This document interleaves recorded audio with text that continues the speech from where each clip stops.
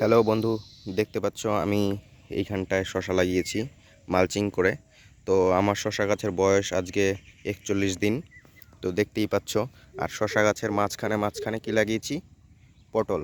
মানে শশা গাছ হয়ে যাবে, তারপরে পটল হবে, ঠিক আছে? তো মিক্সার চাষ করলাম এবার। দেখতেই পাচ্ছ। হ্যাঁ, অনেকটাই ভালো হয়েছে। এদিককার গাছগুলো অনেকটাই মাচায় উঠবে উঠবে ভাব।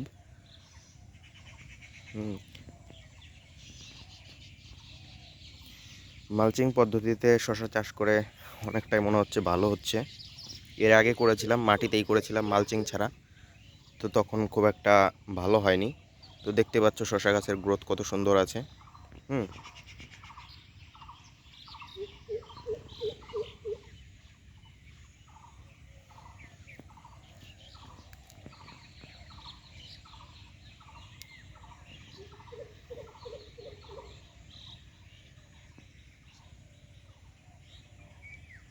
এখানে 10 কাঠা জমি আছে।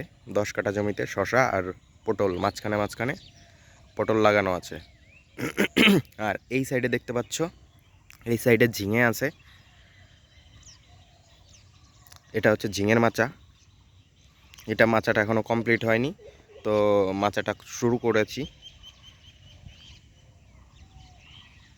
ঠিক আছে? তো দেখতে থাকো।